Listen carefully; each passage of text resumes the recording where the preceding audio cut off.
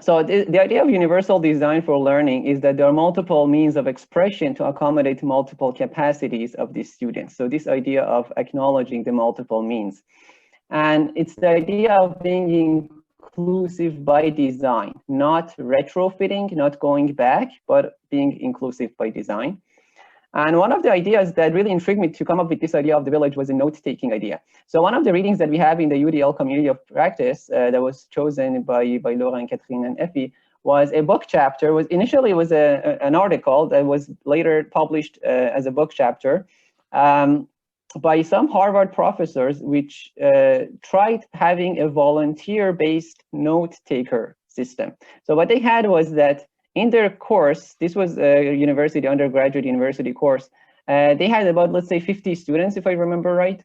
And they made an online platform where the students would share their notes in a way that there was no need for note takers. So some of you have already received letters from the Accessibility Center looking for note takers.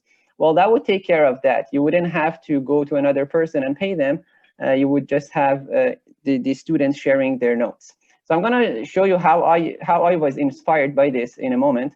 But first of all, I want to share with you a few principles of peer assessment. So when we talk about peer assessment, it's meant in a fairly broad sense. So peer learning in general can be a form of it. What you do in breakout rooms, it could be peer assessment. It has multiple applications. But what I would say is would be among some of the main principles to keep in mind would be giving clear instructions, because you're letting students to be on their own. You're giving them a lot of autonomy, so you need to give them clear instructions. And you must have measurable expectations. So when you let the students assess themselves, they should have very measurable and clear expectations or standards. So like a rubric. Anonymity, I would say, is quite important also. I'm going to show you how I do that. I found that when things are, anonymity is actually kind of tricky. It can be both an advantage and a disadvantage, but I'm going to show you how I do it. And then also self-assessment. So this was also a useful observation that I had, that in order to enable students to assess their peers, they should also be able to assess themselves. So we kind of stopped there.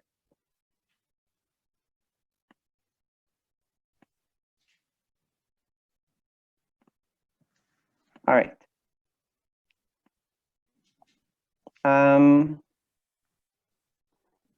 Let me actually go back.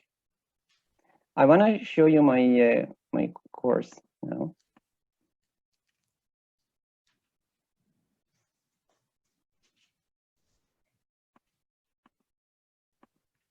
All right. So this is my Introduction to Economics course, and let me start by the very first activity that I give these students, and this is actually even before the term starts.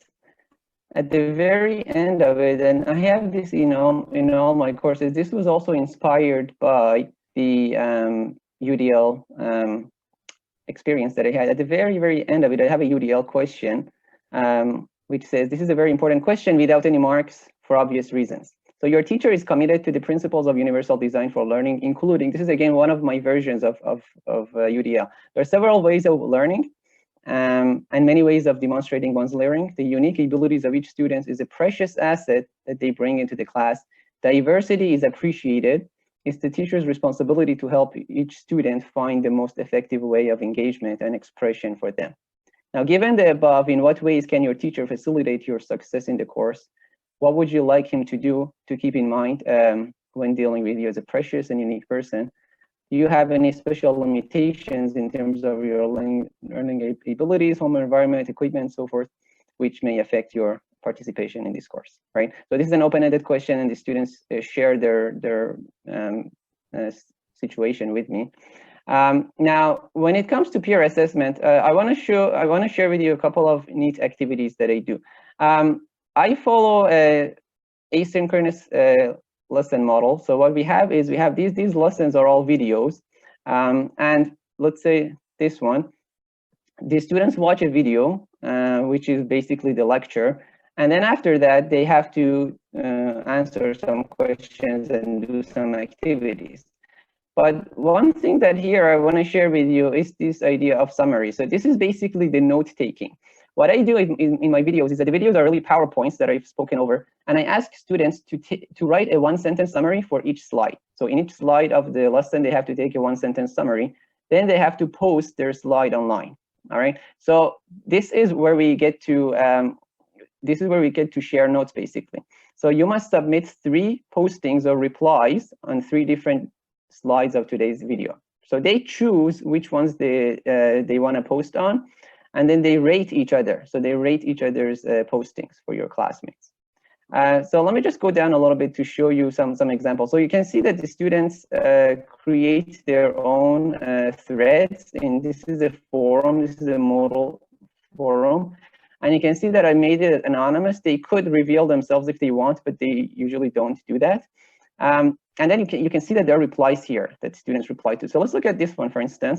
It has 14 replies. This is a one-sentence summary of the student from that slide. This has to do with the GDP formula. And then notice the level of discussion that goes on underneath. The students comment on each other. And all of this is anonymous. So you can say that they make clarifications that we have to add the imports, for instance. And then you can improve that. So some students reply on that, and they assess each other. They evaluate the previous comment. Okay. Again, they give you another version of it. So this idea of having multiple versions, having multiple expressions, this helps a lot. Notice that students already hear a lot from us, but being able to hear from themselves can also be very useful. So I'm gonna take up the questions a little bit later if you don't mind, but it's perfectly fine to use the chat box to write the questions. And by the way, if other participants can answer questions in the chat box, that would also be a great help. So this is one way that I do that, by the way, and they can rate. So they can rate each other. So let's say this one is a fairly good one. The rating I use is not numerical. So again, this is kind of useful. When you do peer assessment, it helps to not be so judgmental, but to get a little bit more into the quality of it. So I would say this is a plus. If it's not perfect, you would give a check or a question mark, and then it could go down all the way to the 0. I think maybe I should show this also.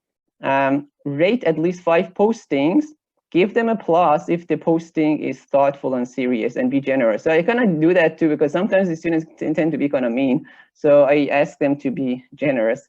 Another activity that I want to show you, which uses peer assessment, this, by the way, and then by the end of this lesson, the students have all of the notes basically. So this is a voluntary, it's kind of really a collaborative village where they share the notes with each other, and it's in text format, so it's very accessible. It's much better than having a screenshot or an image of their notes in their notebook, right? So this is text, so it can be used with, they can change the font size, they can copy paste it, they can have screen reader, so it's very accessible. Another thing which is very useful is when you log into my course, on the top right corner, you see a picture. So this is a random glossary thing, which is super useful, and these pictures are drawn by my students. So what we do is that I have a class with them. I have private meetings. When they watch a video, I set up private meetings with them. So I get to see each student one-on-one, and I give them a topic which they have to post on this illustrated glossary. So this is a glossary activity in Moodle, and I made it illustrated. So I asked them to take a picture instead of writing words, to use pictures instead. So I'm using economic concepts here. So for instance, here we have aggregate expenditure, and the student has drawn aggregate expenditure without any description. It's just image. It's just a visual representation. Okay. And here we have competition, for instance. So you can see that actually, even if you're not an economist, I think you can follow in what sense this picture represents the concept of competition. So this is a price competition, and you can see the cards are going to the cheaper one. And you can go on. I mean, there are a whole bunch of them. And you can see there the quality of the drawings vary. So this one, for instance, is a little bit more, I would say, more artistic. So and she chose to write her name. And then you have all sorts of it. But something also that's interesting is that at the top, I ask them to rate each other and also to comment on each other. So they have to comment on each other's work, and they have to rate each other's work. So for instance, if you come to what was the efficiency one? Yeah, this one. They can again rate them. And then this one has 10 comments. So this drawing shows the question. It's more efficient to use a calculator to count on your fingers, right? So they write commentary on each other's drawings, and sometimes sometimes they give each other compliments, right? So that's another way where we together as a class we generate a glossary, which is very visual. So visual itself is multiple means of representation. So we're talking about more than one way of representing something.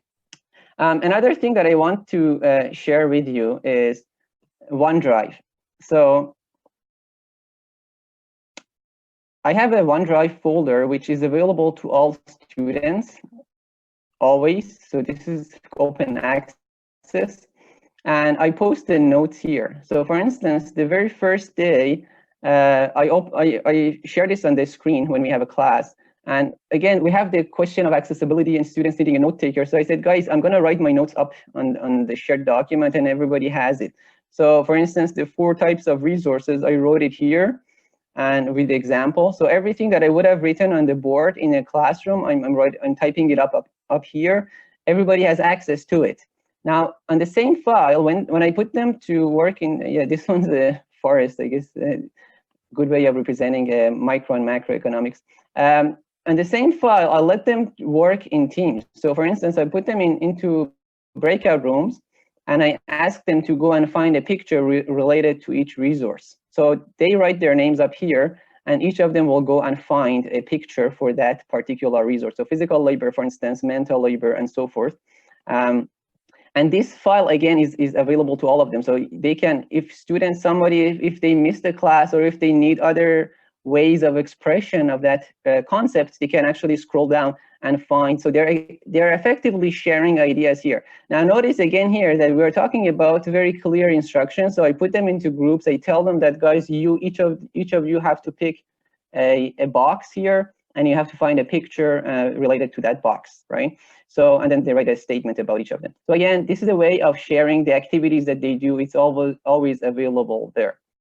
I also talked about self-assessment. So I have an Excel file where I get them into the habit of assessing themselves. So this is, again, following the plus check question mark. Every class, there is a set of learning outcomes. So I give them the learning outcomes here. So for instance, the first class, you can give specific examples for each type of the 4 resources, apply the ceteris paribus assumption to any prediction, and distinguish between the independent variable and the dependent variable in any causal relationship. So I give them these, and I tell them to give themselves either a P or a C, a Q or a 0, and then they go to the grade book. And here I made it anonymous by using the last 4 digits of their ID. So what they do is that they fill it for themselves. So some of them give themselves a Q or a P or a C, as you can see.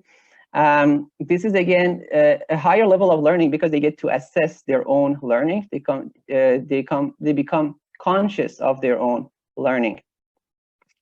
All right, I want to move on.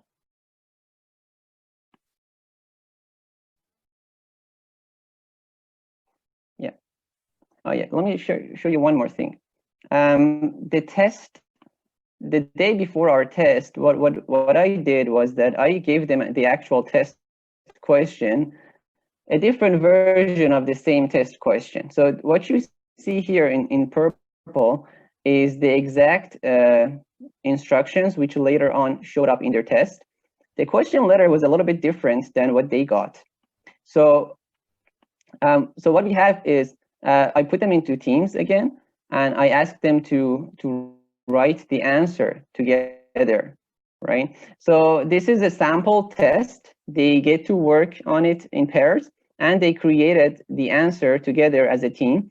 And again, it's on the same file. So if somebody wants to go and see the other team's answers, they can scroll down and find the other team's answer. So again, this is another way of sharing answers together with students. They have access to it. So it's a lot more efficient because in class, this is a large class. We have more than 30 students. I don't have time to go through all of them and give attention to all of them. So what we do is that we put them into teams, very clear instructions, and they can always have access to this before the test. All right. Talking about the test, some of you already know about the perusal. So perusal is another way of peer assessment. So what I did also was that I posted one of my past tests online. This was from 2015, but I didn't post the solutions to it. So what I did was that I let the students come up with the solutions themselves as a team, right? So if you have used perusal, you would know that you have a document or a page, and students can click anywhere to write comments on it. So if I go here, I can see that students have put a lot of comments on these questions. So they answer the questions together, and they comment on each other, right?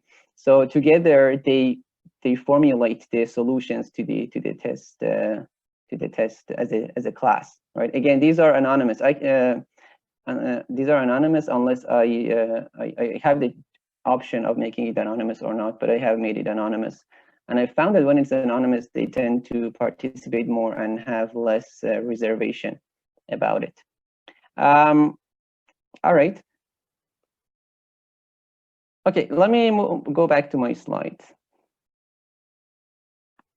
I'm going to finish very soon so that I know there's a lot of questions. So I just want to finish up the slides so that we can take up the questions and have a discussion. I really like to hear from you, actually. All right, so some of the advantages of peer assessment is that it gives the students the feeling of ownership. So if you remember the pictures that we have, the glossary, that gives them a lot of ownership because their picture actually appears on the first page of the course by random. So sometimes they go and say, oh, hey, this is my picture. You know, there is that feeling that, you know, I'm part of this. It also gives them responsibility. So it makes them more responsible. It itself is multiple means. So again, instead of hearing me all the time, they get to be exposed to their own peers, to different versions of the lesson. And there's going to be higher level of learning because it's evaluation. So they get to evaluate themselves and they get to evaluate their peers. Finally, there's metacognition. So this idea of being conscious of their own learning process. Some disadvantages or challenges, or some potential challenges, is that it requires autonomy. So some students are not mature enough, for instance, and sometimes they free write on others. So they let the other people dominate the notes or the whatever. This to me is not a big deal because it's not like a punishment. If a student does more than other students, they actually benefit from it. So those who actually get to do all of the notes, if there's an imbalance, they actually learn more. So it's not like a punishment, but still those who don't do it, they don't get the benefit. Sometimes, depending on how you do it, there can be monitoring or grading time. For me, I put this on cruise control. So when I make something pure assessment, like the glossary or the note sharing, I don't go back to give them grades at all. I let them do the grading themselves. So it's all on its own. Sometimes what I do is that on Moodle, you can make it to count the highest grade. So as long as anyone gives you a plus, you get a plus on it. So for the drawing, I do that because I don't want it to be strict. But some teachers, they actually go, depending on how you use the forum, for instance, you might need to go back and monitor it. And sometimes there's potential abuse. I hadn't had abuse because when you make things anonymous, sometimes you can get, you know, profanity going around, right? So I haven't seen that. I think partly it's because students don't exactly know to what extent it's anonymous. And by the way, the way you establish your relationship with the students, that can help a lot in terms of setting the standards. So just to wrap up, my online village includes this element of note sharing with peer rating. So that was the forum that we saw. There's a class glossary with peer rating and commenting, so they get to comment on each other. There's open access to the documents on OneDrive, so this is always available to them. And there is self-grading of learning objectives every week. So every week, I let them practice the idea of being critical of their own learning and being able to assess their own learning. And finally, we have the class solutions to practice. So I'm going to stop here.